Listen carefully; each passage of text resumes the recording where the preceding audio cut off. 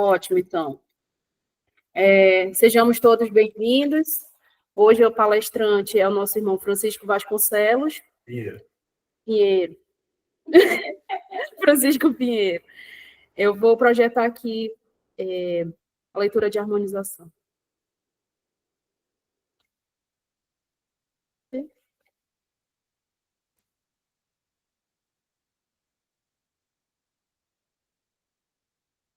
A leitura com caridade do livro Pão Nosso. Cadê, meu Deus? Ficou pequeno. Peraí. Tá. Todas as vossas coisas sejam feitas com caridade. Foi Paulo que falou, está na primeira epístola aos Coríntios, capítulo 14, versículo 16, versículo 14. Ainda existe muita gente que não entende outra caridade, além daquela que se veste de trajes humildes aos sábados ou domingos para repartir algum pão com os desfavorecidos da sorte. Cadê?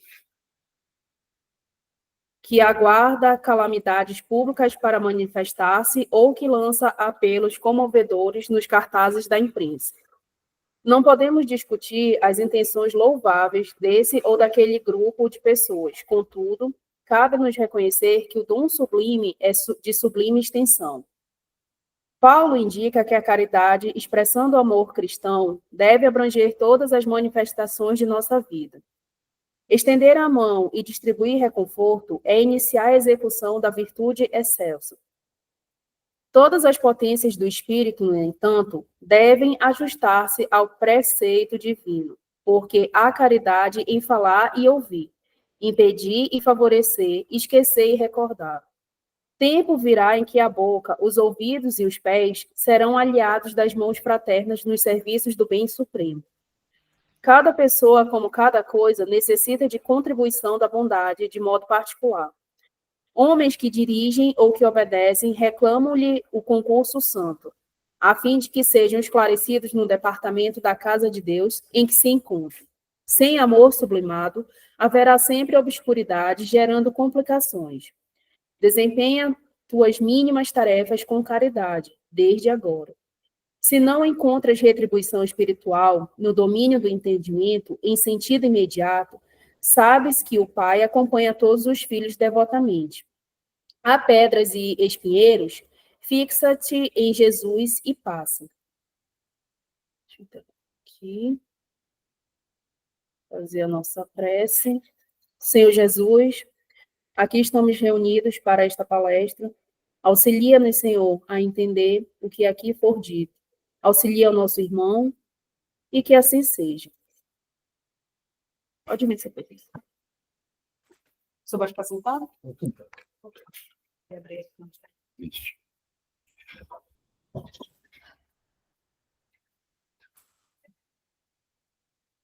Boa noite a todos. Boa noite aos que estão presentes, encarnados e desencarnados. E boa noite aos que estão nos assistindo de forma remota. E eu vejo aqui que nós temos Almir Santos, Gutenberg Arruda, que foi o primeiro, Sandra Souza, Rita Boa noite. Boa noite. E Ivanize, né? Ivanusa. Então, boa noite. Francisco. Boa noite. Então, hoje nós vamos falar sobre a caridade, esclarecendo alguns pontos muito importantes, porque muito se fala em caridade. Nós sabemos que fora da caridade não há salvação.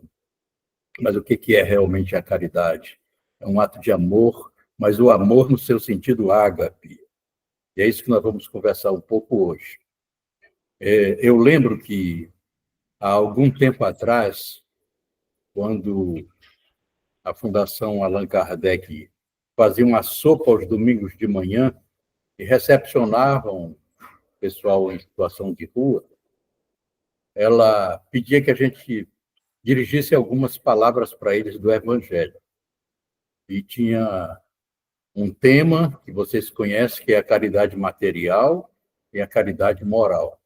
E eu fui encarregado de transmitir para eles, com todas as recomendações, olha, é um pessoal de rua, você tem que saber dirigir as palavras para eles, porque não são aqueles espíritas que frequentam a casa espírita. Muito bem. Então, eu fui conversar com eles e eu perguntei inicialmente quem é do grupo que estava ali que podia me dizer o que é caridade. Ninguém falou nada. E será que ninguém sabe o que é caridade? Ninguém falou nada. Eu continuei provocando. Gostaria que alguém me dissesse o que é caridade. Aí um se encorajou e disse: ó, caridade é isso aqui que vocês estão fazendo para nós. É dar uma sopinha para gente, nós somos de rua mesmo. Então, isso é caridade. Muito bem. Todo mundo pode fazer caridade? Ah, não. Então, um Zé Ninguém como eu, como é que pode fazer caridade? Isso aí, há um equívoco aí. Equívoco número 1. Você não é um Zé Ninguém. Você e eu somos filhos do mesmo Pai Celestial, que é Deus. Né? Então, o primeiro equívoco é esse. O segundo equívoco é que a caridade não é só o material que a gente oferece. Existe um outro tipo de caridade, que nós chamamos de caridade moral. É a sua presença diante do que está caído, do outro que está necessitado. Isso é uma caridade. E qualquer um de nós pode fazer essa caridade. Aí eu exemplifiquei para eles. Porque eu me lembro que numa atividade que nós tínhamos, que era a visita aos enfermos, e eu era bem jovem ainda, né? Aí eu fui participar dessa atividade, até como aprendizado, e fui com alguém mais experiente, e a gente levou aquelas mensagens que a gente distribui e tal, e nós levamos. Aí, quando nós chegamos lá, fomos para uma enfermaria do hospital, na hora da visita. Aí, quando a gente entra, tem aqueles leitos onde alguns pacientes estão recebendo as suas visitas. São parentes, são amigos, estão recebendo as suas visitas. E estão felizes ali naquele momento de estar recepcionando as visitas. E tem outros leitos onde estão aqueles pacientes que não têm visitas, que não têm parentes, que não tem ninguém ali para fazer presença e dar uma palavra com eles. Então, é nesse momento que a gente se aproxima dessa pessoa que não tem ninguém e pergunta como é que é o seu nome. Aí a pessoa diz, por exemplo, eu cheguei num leito onde a pessoa que estava sozinha lá era uma pessoa que tinha vindo do Acre. Ele tinha vindo de Tarauacá, no Acre. Aí ele disse, olha, eu não tenho nenhum parente aqui, não tenho ninguém, e eu estou aqui porque eu tive que fazer um tratamento e tinha que ser feito aqui, eu vim. Mas não tenho ninguém, então não recebo visitas. Eu digo, pois é, então nós estamos aqui porque nós todos somos irmãos e Deus manda que a gente venha visitar os outros irmãos. Então nós estamos aqui para lhe visitar e para saber como é que você está se sentindo e tal. E fomos conversando, ele começou a conversar e ficou animado. Aí, daqui a pouco, ele começou a falar da cidade dele, né? E lá, segundo ele, é a cidade que produz o maior abacaxi, que tem um abacaxi que pesa 15 quilos. Eu digo, nossa, mas que é uma coisa enorme, né? E começou a conversar e ficou animado, etc e tal. E saímos de lá, ele estava com os olhos cheios de alegria. Por quê? Porque recebeu uma visita. Isso é um tipo de caridade. Não nos custou nada, a não ser a gente chegar lá, conversar, e ele estava muito feliz com isso aí. Então, esse tipo de caridade, qualquer um pode fazer. Aí eu falei para os que estavam lá, se vocês quiserem, vocês podem fazer isso. Vocês podem ir numa enfermaria de um hospital e fazer isso. Então, vocês estarão fazendo caridade também. Essa caridade nós chamamos de caridade moral. Aí nós falamos isso para eles. Então, eles aprenderam. E, de um modo geral, é um ato de amor. A caridade é um ato de amor. A gente se movimenta em cima do amor, em torno do amor, para praticar a caridade. E eu fiquei muito feliz e continuo feliz com isso. Eu lembro que eu assisti um vídeo muito interessante, onde se falava do o que é o amor. O que é o amor? E aí tinha o Haroldo Dutra, tinha Severino Celestino, tinha um pessoal, esse Severino Celestino, ele tem várias traduções da Bíblia que ele conhece, ele é muito bom, e de vários outros também. E eles estavam exatamente fazendo uma discussão por que que na Bíblia, quando Paulo se refere aos coríntios, ainda que eu falasse todas as línguas dos homens e dos anjos, se eu não tivesse amor, eu nada seria. Ainda que se eu não tivesse amor, eu nada seria. Quando foi na época da codificação espírita, a palavra amor foi substituída por caridade. Vocês podem pegar no Evangelho segundo o Espiritismo e ler a caridade segundo São Paulo. Aí tem lá a carta dos Coríntios, e ele não fala em amor, ele fala em caridade. Ainda que eu falasse a língua dos homens e dos anjos, se eu não tiver caridade.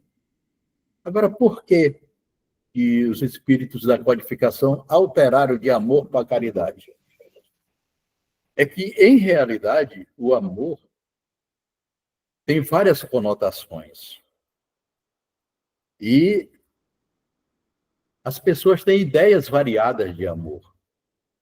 Por exemplo, existe o amor da criança, o amor infantil, o amor apego. A criança, ela tem aquele amor possessivo. Tudo é meu. A minha mãe, o meu mamá, o meu brinquedo, o meu e o meu. O amor da criança é pelo meu. E existe, muitas vezes, pais que satisfazem sempre o que a criança quer. Às vezes a criança tem 10 bolas, porque o pai dá 10 bolas para ela brincar. Em princípio, ela se sente feliz com 10 bolas. À medida que ela vai crescendo e que ela vai se encontrando com outras crianças, ela vai verificando que ter 10 bolas não significa nada. O ideal é ter uma bola e jogar com os outros 10 colegas. É muito melhor jogar uma bola com 10 colegas do que ter 10 bolas e não jogar com ninguém. Ela vai se entediar. Então, ela começa a vislumbrar o outro e começa, a partir daí, a ter uma outra noção de fraternidade, de coleguismo, que depois vai levar ao amor ágape. Uma outra interpretação que se dá muito do amor é o amor-paixão. Eles confundem o amor com a paixão. O amor-apego. Se apaixona, é aquela coisa pegada que não quer largar. Às vezes, as pessoas chegam até a cometer feminicídio, né? Levando em conta que é porque eu amo demais. Nunca vi isso. Eu nunca vi isso. Isso não é amor, de jeito nenhum. Isso é paixão. Isso é apego.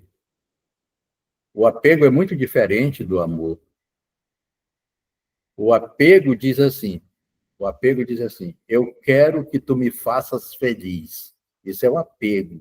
Eu quero que tu me faças feliz. O amor diz, eu quero que sejas feliz. É diferente. Esse era Jesus, eu quero que tu sejas feliz. Daqui para frente, sejas feliz. Esse é o amor ágape. Sejas feliz. E tem o amor eros, aquele amor sensual, corporal. Joana de Ângeles, no livro Amor Imbatível, Amor, ela diz que como nós somos seres físicos, corpóreos, né? Nossa nosso espírito está encarcerado no corpo, quando nós olhamos para uma pessoa, o que primeiro nos atrai é a parte física, porque nós somos físicos. Tá? Então, a primeira parte que nos atrai é a parte física. Mas muitas vezes nós nos equivocamos, porque o físico equivoca. Às vezes você vê aquela mulher violando, toda bonitona, cheia de tanta coisa e tal. E quando você vai ver quem é aquele espírito, é uma dor de cabeça para você. Às vezes o camarada vem e diz, é com essa aí que eu me acabo. E se acaba mesmo, muitas vezes. Se acaba mesmo, é uma coisa incrível. Por quê? Porque é aquele amor se apegado ao físico. Às vezes, você vê uma pessoa que não tem. É uma coisa maravilhosa. Aí vale a pena, né? A gente está com esse espírito maravilhoso. Vale a pena, né? Então, a gente tem que sempre olhar para o espírito, né? Porque nós somos espíritos encarnados. No momento, nós somos alma, né? Estamos encarnados. Muito bem. Então, o amor de Jesus era o amor ágape. Eu quero que seja feliz. Quero que vocês sejam felizes. E Jesus falava isso e fazia. Fazia todo mundo feliz. Todos que se aproximavam dele eram felizes, se sentiam felizes. Era o amor ágape, era a caridade em ação, o amor em ação. Esse era o amigo Jesus. Interessante que ele amava o pecador, amava a pessoa que pecava, mas ele não amava o pecado. Ele condenava o erro e não o errado. Ele sabia que o errado um dia podia se corrigir. Então, ele condenava apenas o erro. Por exemplo, quando trouxeram para ele, essa mulher foi apanhada em adultério, o que fazemos, Senhor? A lei de Moisés manda que a gente apedreje até a morte. E tu, o que tu dizes? Por que fizeram isso? Porque o Mestre Jesus pregava o perdão das ofensas, de tudo. Aí eles fizeram isso, para que Jesus se contradissesse. Se ele dissesse apedreja, como a lei de Moisés manda, ele se contradizia, porque ele pregava o perdão. Se ele dissesse perdoa, ele estava contrariando a lei de Moisés. Aí ele estava aguardando que Jesus ele se pronunciasse e se perdesse. Mas Jesus, Espírito puro, que tem todo o conhecimento possível, viu que ali só tinha pecador, porque todos nós temos pecados. Mas eu não fiz o que ela fez, você fez outra coisa. Você cometeu outro erro. Todos nós temos pecado. Então, ele vendo essa situação toda, ele perguntou, né? Quem é que não tem pecado de vocês? Quem é que não errou?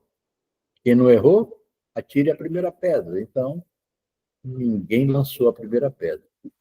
E a mulher se aproximou dele, assustada. Que homem é esse? Poxa, que homem é esse? E aí Jesus disse, mulher, cadê os que te acusavam? E ela disse, todos foram embora. Todos foram embora? Sim, todos foram embora. Ninguém te condenou? Não, ninguém te condenou. E eu também não te condeno. Olha, veja bem, eu não te condeno. Mas não voltes a errar. Ou, na linguagem do pecado, não voltes a errar. E é sempre que ele diz para nós, eu não te condeno, mas não voltes a errar. E a gente vai e volta e erra. E reencarna de novo, e fica na fila de novo, e luta, e vai e vem, né? E essa é a luta. Mas aprenda com Jesus o amor ágape. Compreenda o erro dos outros, porque você também precisa. Você também tem erros. Então, aprenda isso. Aprenda a ser solidário. Eu me lembro muito bem, eu dirijo um grupo mediúnico, e eu me lembro muito bem que numa reunião veio um espírito, e o espírito era aquele espírito revoltado com o Cristo, e ele virou para mim e disse: quero falar com o chefe, você é o chefe? Eu disse: não, senhor. Quem é o chefe, então? Disse: o chefe é Jesus. Disse: quem? Disse: Jesus. Jesus Cristo? Eu digo: sim, ele é que é o chefe daqui. E você acredita em Jesus Cristo, aquele frouxo? Ele é um frouxo. Você viu o que ele fez, que bateram nele, fizeram tudo o que quiseram com ele, ele não teve coragem de nada, ainda dizendo que era salvador. Salvador de quê? Ele era um frouxo. Aí eu, enquanto ele estava falando isso, eu estava me concentrando, pedindo aos mentores espirituais que me auxiliassem, tá? E me lembrei de uma história. Eu disse: meu irmão, eu poderia lhe contar uma historinha rápida? Pode contar. Aí eu disse: olha, em tempos muito antigos, tinha um homem que era muito forte, e ele queria ser reconhecido como o homem mais forte do mundo. Como naquela época não tinha internet, não tinha nada disso, era um tempo muito antigo, ele se dirigiu a um sábio, velhinho sábio, né? Disse: velhinho, o senhor que é sábio, me diga, como é que eu posso provar e ser reconhecido como o homem mais forte do mundo? Aí o velhinho disse: você está vendo aquela árvore ali? Era uma árvore que abria dois troncos assim grandes. Ela vinha e abria duas coisas. Você está vendo aquela árvore? Você suba naquela árvore, pegue os troncos e quebre um deles. Quebre. E ele subiu lá e foi. Não conseguia de jeito nenhum, porque era coisa. Não conseguia mesmo. Aí, de repente, veio uma ventania, o temporal, ele viu para onde ele estava levando, estava puxando para cá. Aí ele foi e fez força naquele lado que estava levando e estava aí. Uf, caiu. Aí ele desceu, chegou lá com o velho sábio e disse: e agora? Eu posso ser reconhecido como o homem mais forte do mundo? Disse: ainda não. Vá lá, pegue o tronco e bote no lugar. Isso aí não tem quem consiga, não. Para derrubar foi uma luta.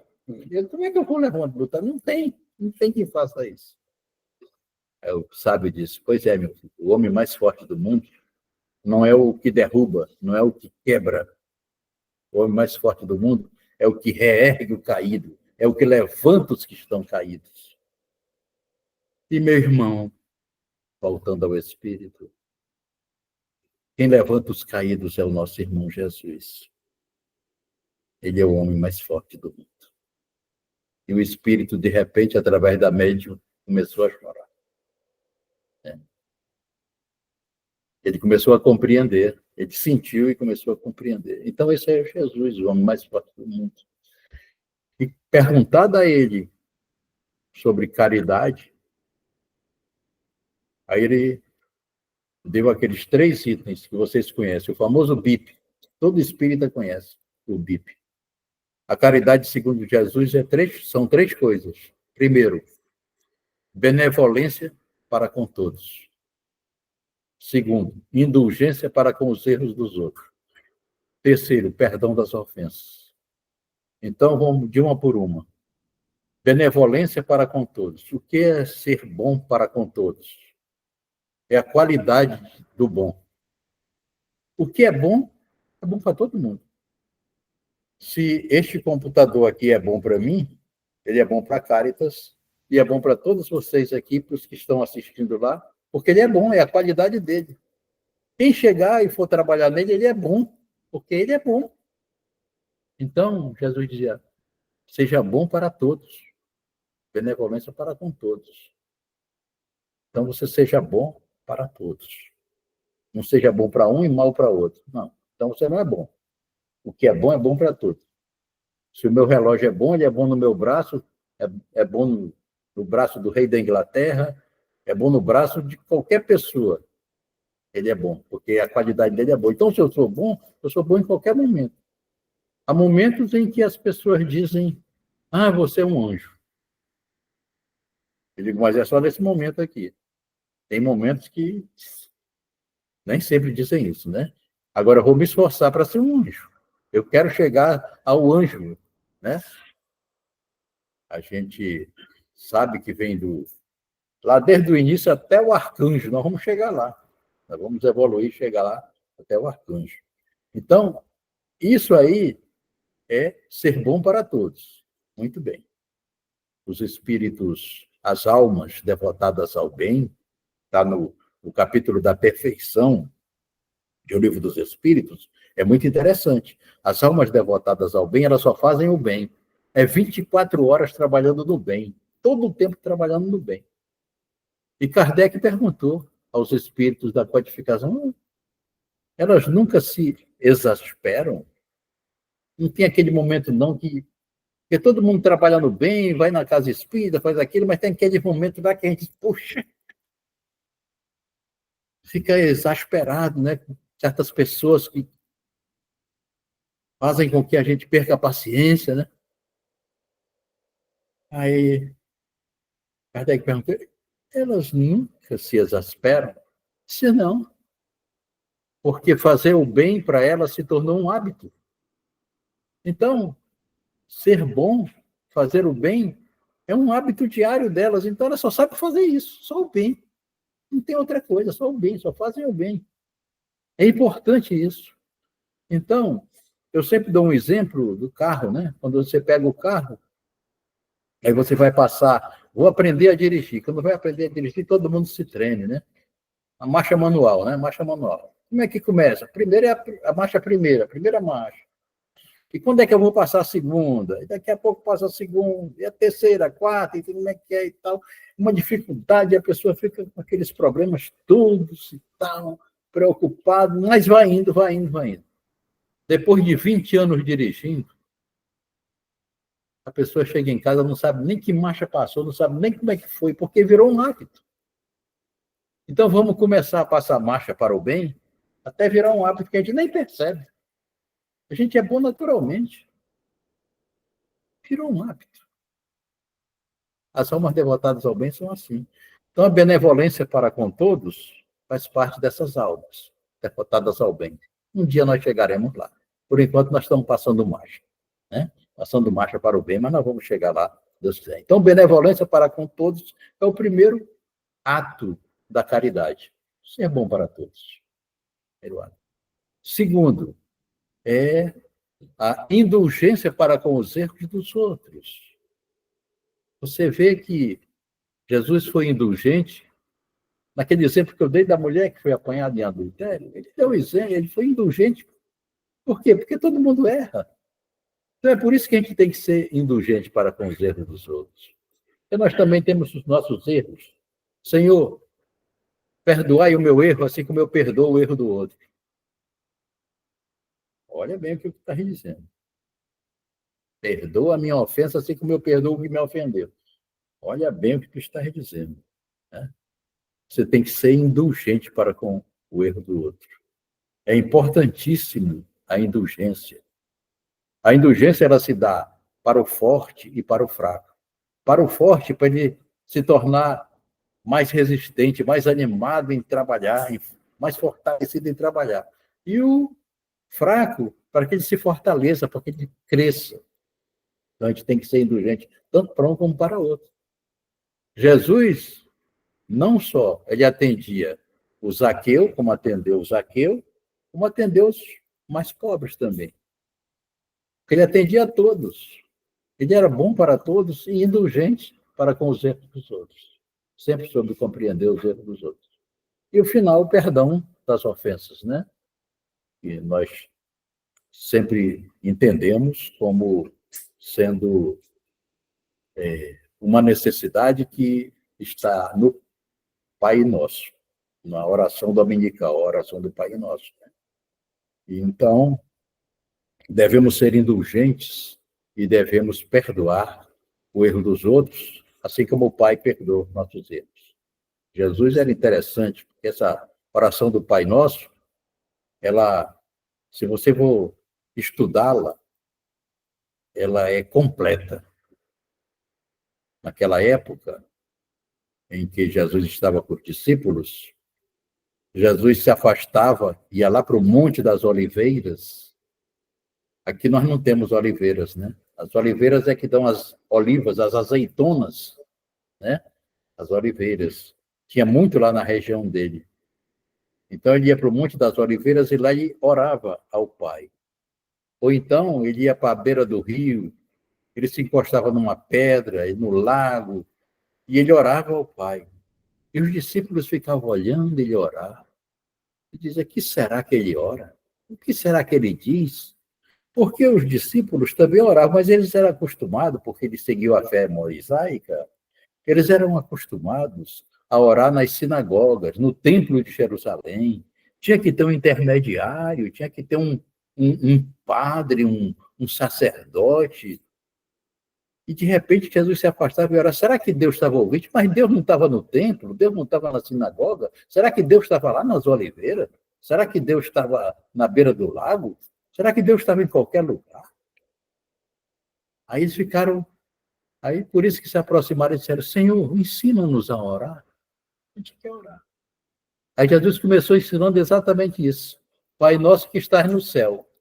Olha essa ideia. Se ele está no céu, lá de cima, quem está no céu vê tudo que está lá embaixo. Então ele não está no templo, ele está no céu. Está em toda parte. Pai nosso que estás no céu. Está em toda parte. Né?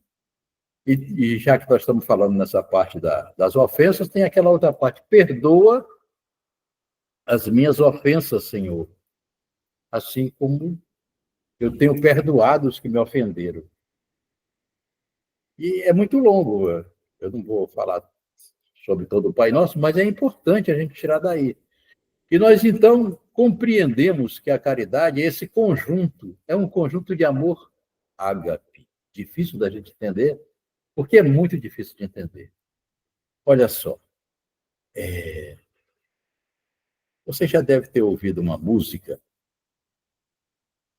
que ela fez sucesso há muito tempo atrás, do Oswaldo Montenegro, em que ele dizia assim, eu amava como ama o pescador, que se encanta mais com a rede que com o mar. Vocês se lembram de uma música dessa ou não? Então, essa música, ela é muito interessante, porque ela nos chama para uma reflexão. Ele diz, eu amava, agora eu não amo mais desse jeito, não, agora é diferente. Então, ele diz, eu amava como ama o pescador que se encanta mais com a rede do que com o mar. O que quer dizer isso? É que o pescador, ele pega aquela rede dele, ele tem o maior cuidado, porque com aquela rede é que ele pega os peixes para vender. Então ele disse, esse aqui é meu instrumento de trabalho, esse aqui é tudo para mim, é isso aqui. Então ele ama a rede dele. Mas isso está incompleto. É uma visão incompleta. Porque, na realidade, quem dá o peixe não é a rede. Quem dá o peixe para ele é o mar. Então ele tem que se encantar com o mar, com a grandeza do mar, com a grandeza de Deus. E dá tudo, não só para ele, dá peixe para todo mundo. O amor tem essa grandeza. É para todo mundo. O amor é para todo mundo. O amor ágape de Jesus, ele é para todo mundo. Então, a caridade é exatamente esse amor ágape. É levantar o caído daquela história que eu contei. Isso aí tem Joana de Ângeles. Joana de Ângeles diz assim, quando uma pessoa cai, olha bem, quando uma pessoa cai, há um distúrbio no equilíbrio universal. Quando uma pessoa apenas cai, há um distúrbio no equilíbrio universal. Quando ela se reergue e avança, a harmonia sideral se reorganiza. É por isso que nós trabalhamos com a caridade, para reorganizar a harmonia sideral, o cosmo. Divaldo usava muito a palavra cosmo, né? Cosmo, que é a organização. O cosmo é o contrário do caos. O cosmo é a organização. Então, nós temos que aprender o que era o amor, o que é a caridade. Eu conto uma coisa de minha mãe, e minha mãe não soube, enquanto estava encarnada, ela não soube que eu ouvi uma conversa dela com meu pai. Ela não soube. Mas como eu já contei isso, e agora ela está desencarnada, agora ela está sabendo. Eu ouvi uma conversa dela com meu pai, porque ela conversava com meu pai em particular certas coisas. Uma vez o meu pai pegou o meu irmão mais velho e chamou para uma conversa séria. E o meu irmão baixava a cabeça, olhava para um lado, olhava para o outro, estava chateado, e ele dizia: olhe para mim, olhe para mim. Eu sou seu pai, levante a cabeça e olhe para mim. Bom, quando foi à noite, mamãe foi conversar com ele e ela não sabe o que eu ouvi. Ela dizendo para ele: você não devia ter feito isso. Você não devia ter obrigado seu filho a olhar para você. Mas eu sou o pai dele, eu queria conversar com ele, ele tinha que olhar para mim. Eu não sou um banana, como é que fica isso aí? Não. Você não pode obrigar ele a olhar para você. Então, como é que fica? O que eu faço então? Conquiste o olhar dele. E eu fiquei com aquilo gravado. Eu fiquei pensando, o que é conquistar o olhar de alguém? Né? Aí depois, eu fui aprendendo com a doutrina espírita que Deus não força ninguém a nada. Ele sempre espera aquele momento que você vai por amor ou pela dor. Mas ele espera que você venha. Né? Tem aquele momento que você vai. Então, eu com minha filha, eu faço a mesma coisa, né? Eu tenho uma filha minha filha já tem 50 anos, e então ela até me ajuda, eu tenho algum problema na córnea, às vezes tem uma dificuldade para dirigir, ela me ajuda também, né? Mas às vezes ela está assim com aquele olhar que vai me fulminar com o olhar, né? Aí eu me lembro da mamãe, dizendo: papai, olha, ele vai te fulminar com o olhar. É melhor deixar passar esse olhar. Aí chega aquele momento em que ela está aperreada com alguma dificuldade, ela chega e: pai, o senhor tem um tempo aí para conversar? Esse é o momento. E aí ela vem. Aí ela não vai te fulminar com o olhar, ela vai ter um olhar compassivo, às vezes o olhar de alguém que quer pedir alguma coisa, tal, né? E assim você conquista o olhar da pessoa, né? Aí ela chega e pronto. É uma maravilha. Então é assim, toda vez que aguentar assim, eu digo: se acalme. Feche seus olhos, faça uma prece e fique calma. Depois você conversa com seu pai. Aí dá certinho. Dá certinho. É conquistar o olhar, né? Mas isso eu aprendi com a minha mãe. Ela deve estar no plano espiritual me ouvindo. Muito bem. Então, meus irmãos, a caridade é esse conjunto do amor ágape que nós devemos fazer. Eu não poderia deixar de citar aqui uma passagem do Divaldo, que está no plano espiritual agora, né? E vocês devem conhecer O Semeador de Estrelas, que é uma obra que foi coordenada e escrita pela Sueli Caldas Schubert. É sobre a vida do Divaldo. Então, ela pegou muitas coisas que o Divaldo deu para ela e escreveu e fez alguns comentários também.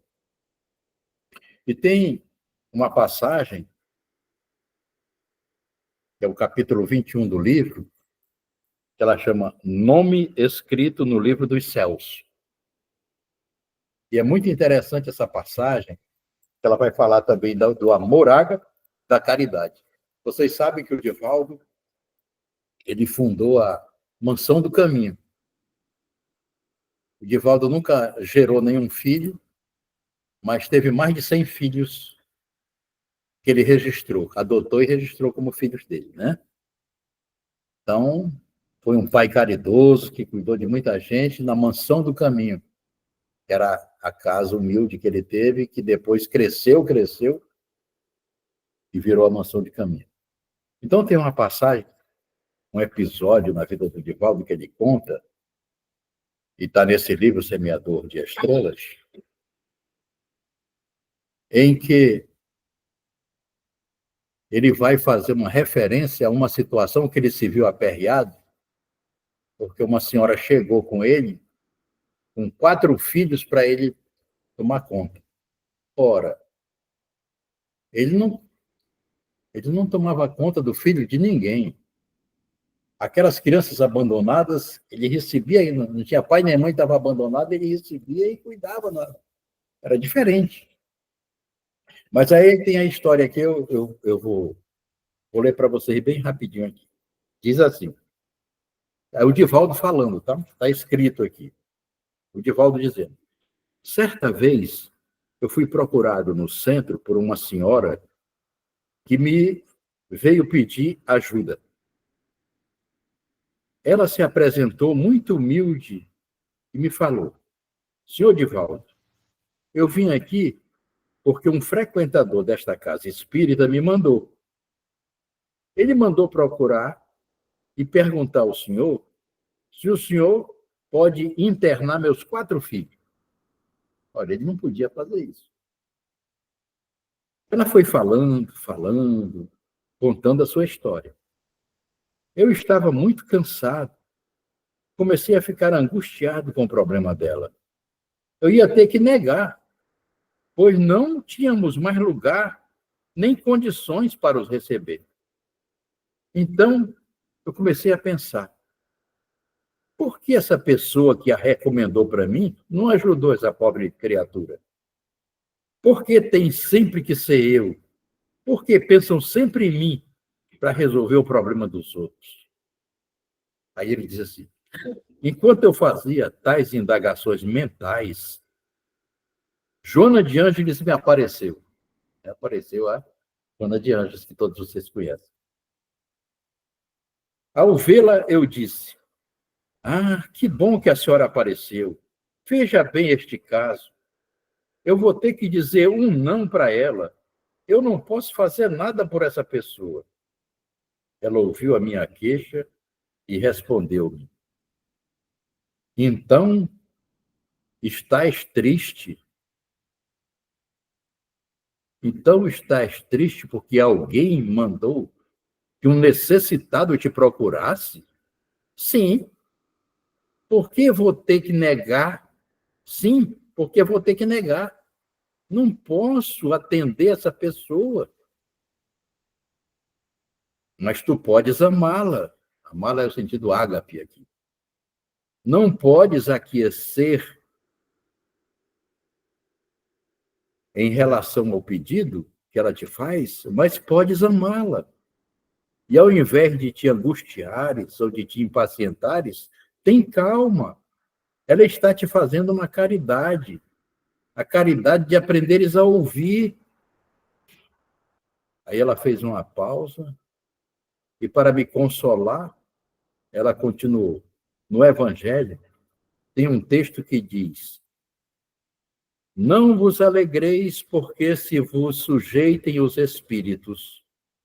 Alegrai-vos antes por estarem os vossos nomes escritos nos céus. Lucas, capítulo 20, capítulo 10, versículo 20. Eu conheço essa aí, muito bem. Isso aí é para os doutrinadores, dialogadores espíritas. Não vos alegreis porque se vos sujeitem os espíritos. Alegrai-vos antes por estarem os vossos nomes escritos no céu.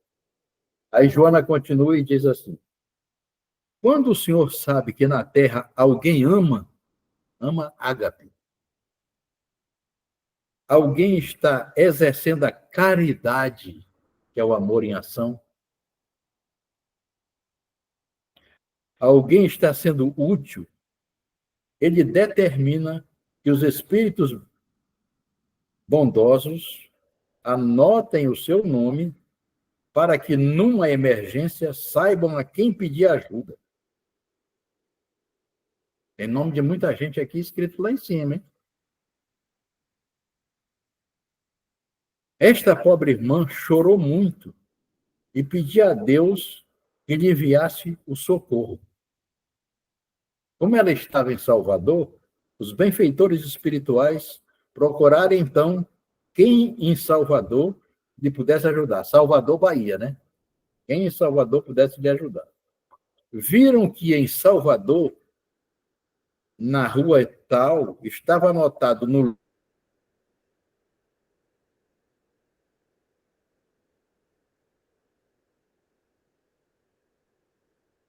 benfeitores se aproximaram dele e inspiraram-no para que ele mandasse era pedir ajuda para você. Aí veio a intuição e eles mandaram. Minha irmã, vá lá no Divaldo, vai lá, é ali no centro espírita, ele vai resolver o seu caso. E ela veio, então, prossegue Joana. E tu estás aborrecido, Divaldo? Tu estás aborrecido porque o teu nome está escrito no livro dos céus? Derruba, né? Aí derruba, né?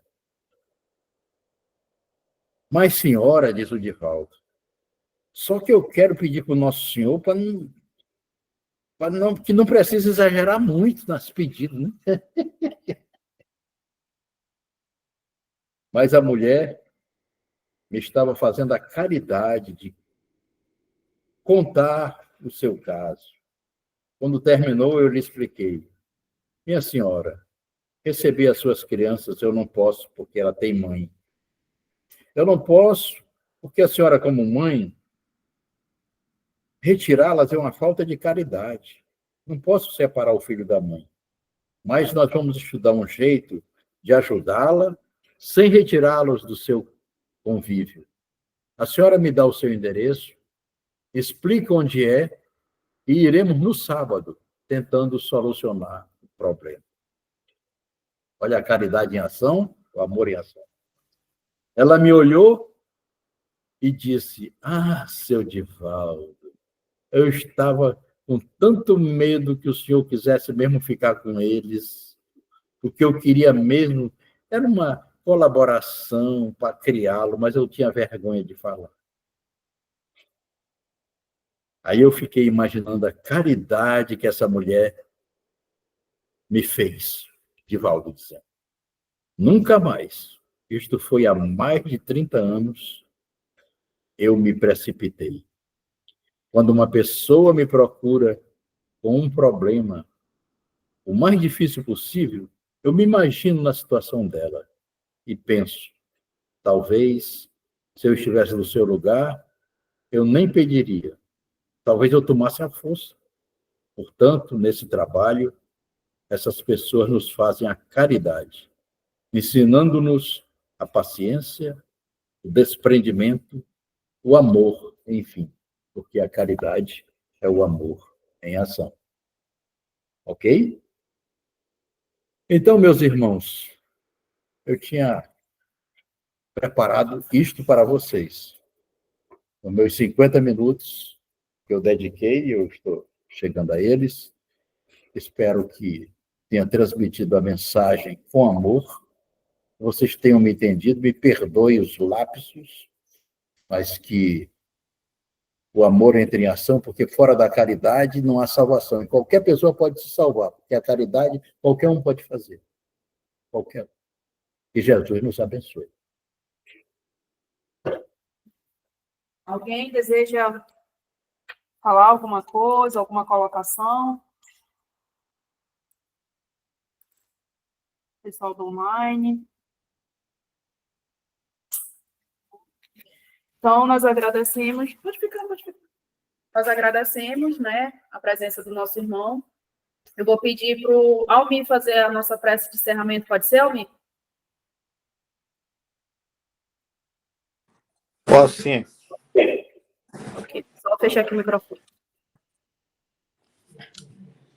Vamos, então, agradecer ao Mestre Jesus por mais esta oportunidade de estar reunidos em seu nome e recebermos esse manancial de bênçãos através dessa palestra que nos exorta a praticarmos a caridade, não só a caridade material, mas também a caridade moral. E o saber ouvir, a partir de hoje, vai ser utilizado por nós como uma ferramenta importantíssima na prática da caridade. Agradecemos ao nosso irmão que proferiu essa palestra e envolveu os nossos corações nessa energia de amor, do amor em ação. Senhor Jesus, obrigado mais uma vez, te agradecemos. Fica conosco hoje e sempre. Que assim seja. Que assim seja. Obrigada, irmão, por essa linda palestra. Obrigado, menino. Tchau, boa Estamos às noite. ordens. Boa noite a todos. Tchau, boa noite. Boa noite.